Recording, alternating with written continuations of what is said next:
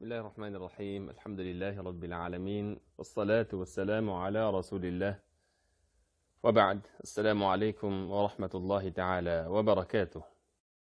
Nous allons continuer notre sourate, la méditation de sourate Al-Hujurat.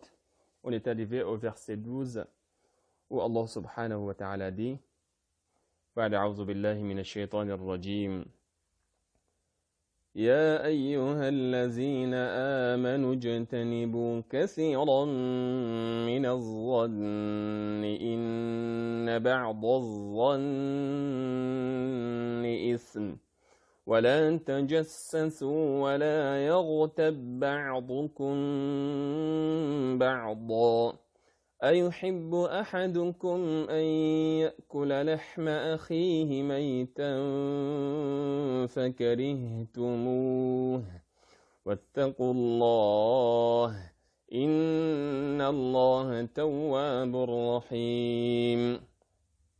Ô vous qui croyez, évitez de trop conjecturer sur autrui, car une partie des conjectures est péché.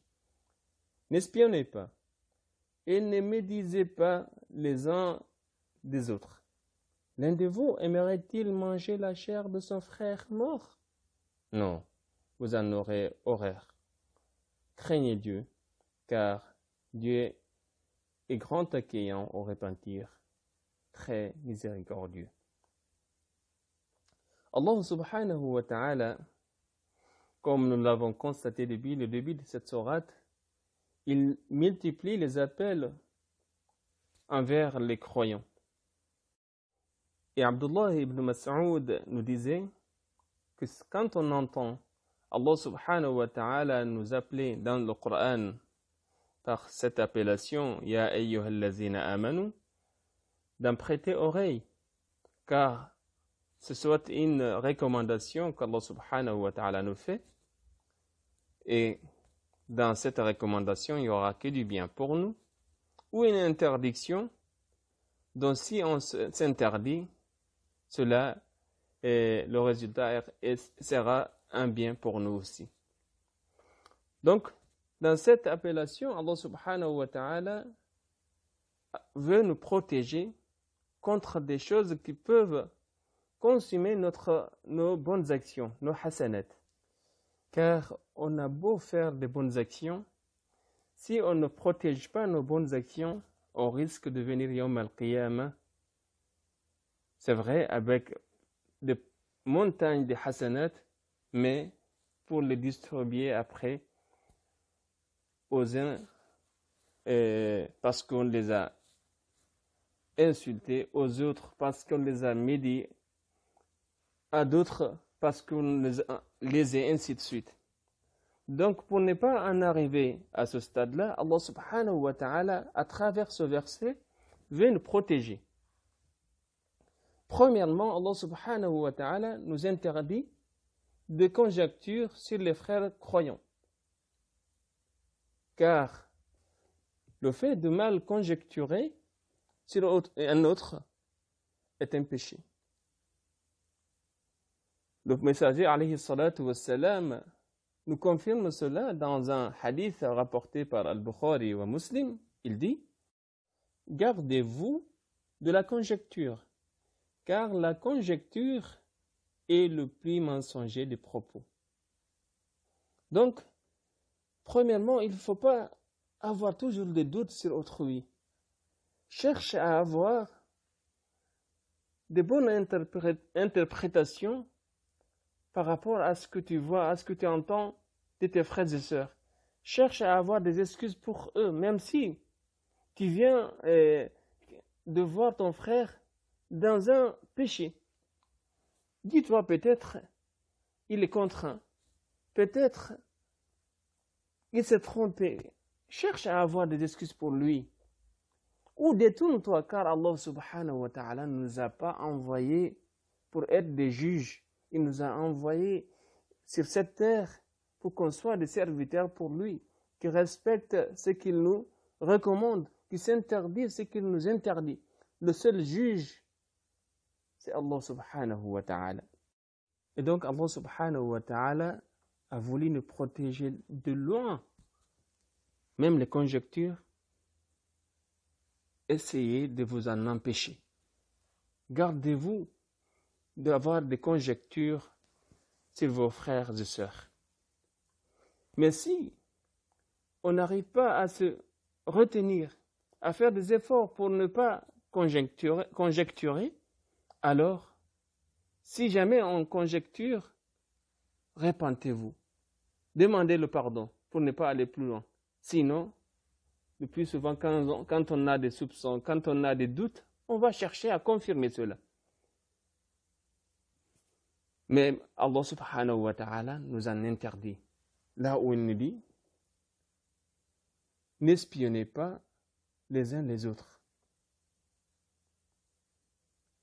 Et le prophète sallallahu alayhi wa sallam, toujours dans le hadith qu'on a cité tout à l'heure, il continuait alayhi salatu wa sallam en disant, ne cherchez pas à percer les secrets d'autrui. Ne cherchez pas, car on n'a pas été envoyé comme des juges. On est des serviteurs d'Allah subhanahu wa ta'ala. On est des serviteurs d'Allah. C'est lui qui va juger entre nous. Donc ne cherche pas le défaut d'une personne. Ne cherche pas les secrets des autres. Car si tu cherches, tu vas trouver des défauts. Et peu d'entre nous trouvent des défauts des gens sans en parler. Donc ne cherche même pas. Et si par accident tu trouves sans chercher le défaut d'une autre personne, c'est une responsabilité, c'est une amana. Donc gare à toi de le diffuser. Donc voyez-vous comment Allah subhanahu wa ta'ala nous protège pour ne pas toujours tomber dans les pièges de Shaitan.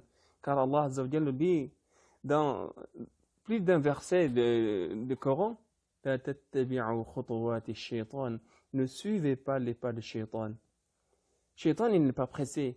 Il t'accompagne pas à pas. Donc là, le premier pas, c'est les conjectures. Deuxième pas, c'est le fait de soupçonner. Allah subhanahu wa ta'ala nous en interdit d'être à l'afflux des secrets d'autrui pour les propager et créer des scandales. Et ensuite, le troisième pas, et justement c'est ce que nous dit Allah subhanahu wa ta'ala, وَلَا يَغْتَبْ بَعْضُكُمْ بَعْضًا. وَلَا يَغْتَبْ بَعْضُكُمْ بَعْضًا. Ne médisez pas les uns des autres. La médisance.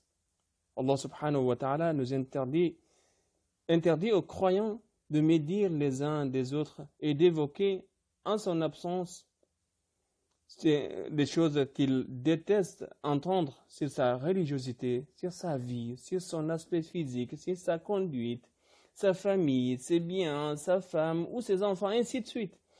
C'est ainsi que le prophète sallallahu alayhi wa sallam a décrit la médisance. Il disait alayhi salatu wa sallam, ô vous qui avez dit que vous êtes des croyants,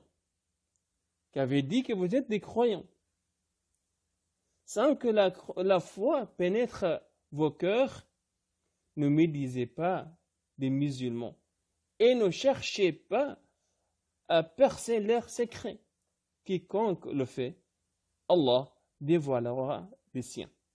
Car chacun d'entre nous a des défauts. Aussi aura-t-il un scandale dans sa propre maison. Donc attention. Et Allah subhanahu wa ta'ala compare le fait de médire son frère, sa sœur, musulmane, croyante, au fait de manger sa chair une fois mort. Quel horrible acte. Il dit aux croyants s'il déteste de manger la chair d'un frère alors qu'il est mort, ils doivent alors détester de médire ce frère, de médire cette sœur alors qu'il est vivant. Il y a 3 façons de médire. Premièrement, le fait de dire d'autrui une chose vraie qu'il déteste. C'est ce qu'a appelé le prophète sallallahu alayhi wa sallam la médisance. Deuxièmement, le fait de dire d'autrui ce qu'on a entendu sur lui qu'il abhorre, qu'il déteste. C'est la calomnie. Troisièmement, c'est le fait de dire d'autrui une chose fausse qui lui déplaît. C'est la diffamation. Donc attention. Je répète encore le verset qu'on a dit tout à l'heure. Ya ayyuhalladhina amanu la tattabi'u khutuwati shaytan. Oh vous qui croyez, ne suivez pas les pas de shaytan. Donc si shaytan il nous conduit à passer le premier pas, le fait de conjecturer, alors attention, ne dépassez pas là. Répentez-vous pour ne pas arriver au deuxième pas. Et s'il pousse jusqu'au deuxième pas, alors attention, limite-toi de là. Reviens vers Allah subhanahu wa ta'ala, demande-lui le pardon. Le deuxième pas, on avait dit, c'est le soupçon. Qui peuvent aller jusqu'à justement avoir créé des scandales envers son frère. Et si tel est le cas, demande le pardon. Car si tu ne fais pas attention, ça risque de te conduire à la médisance, à la calomnie, à la diffamation, qui sont très difficiles de se repentir. Quand tu médites une personne, il est très difficile de lui demander le pardon. Tu peux demander à Allah Azza wa Jalla le pardon, mais pour aller vers ton frère et lui dire que, écoute, je t'ai médit, pardonne-moi. Dites-moi combien de personnes ont le courage de faire cela. C'est pour cela, attention. Tiens ta langue. Retiens ta langue. Alors qu'Allah subhanahu wa ta'ala nous dit Ma yalfidhu min qawlin illa ladayhi raqibun atid. Tu ne prononces pas ne serait-ce qu'une parole, une seule, sans que celle-là ne soit inscrite, soit sur les bonnes actions ou les mauvaises. Donc attention. Et à la fin de ce verset, justement, Allah subhanahu wa ta'ala nous incite à craindre Allah subhanahu wa ta'ala, à éviter la médisance, à faire preuve de vigilance spirituelle, muraqaba, en secret et en public, à se repentir, revenir vers Allah subhanahu wa ta'ala une fois qu'on commet un péché. Comme nous a conseillé aussi le prophète sallallahu alayhi wa sallam dans ce fameux hadith, quand il conseillait Mu'adh bin Jabal, quand il conseillait un de ses compagnons, c'est un conseil pour tous les croyants. Il dit Ittaqillaha haythu ma kunt wa atbi' as-sayyi'ata al-hasan. Crains Allah Azza wa Jal où que tu sois et suis la mauvaise action par une bonne action qui l'effacera. Si Shaitan te pousse à faire, ou ton nafs, parce que ça peut être Shaitan, ou ton nafs, te pousse de faire un péché, suis ce péché par une bonne action qui va l'effacer. Donc, revenons tous vers Allah Azza wa Jalla, repentons. Il se peut qu'Allah subhanahu wa ta'ala nous pardonne car il aime ceux qui reviennent vers lui repentant.